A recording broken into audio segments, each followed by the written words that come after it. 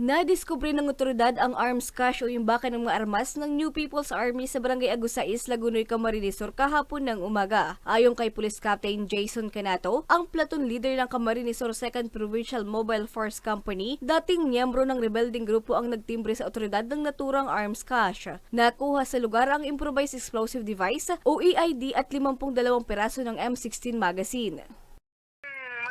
Malaking investment po to sa government side kasi mapipilay po nito ang kalaban natin, ang kalaban ng gobyerno para po mag-conduct sila ng mga hindi inaasahan na activity sa ating mga tropa o sa mga ibang mga tao. Naging matagumpay naman ang operasyon dahil sa pakikipagtulungan ng 83rd Infantry Battalion, Philippine Army, Call 3, Provincial Intelligence Unit ng Camarines Sur Police Provincial Office at ng Lagonoy Municipal Police Station. Sa mga kasama natin dyan sa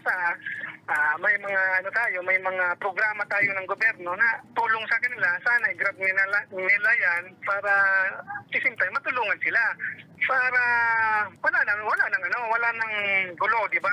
At the same time, sa mga community naman dito sa Kamsur, kung may mga nalalaman kayo ng mga impormasyon o mga katulad nila, so huwag pong mag-atubili na magsabi sa aming impilan o saan man na istasyon para po mabigyan ng aksyon ang mga ganyang mga activities po nila.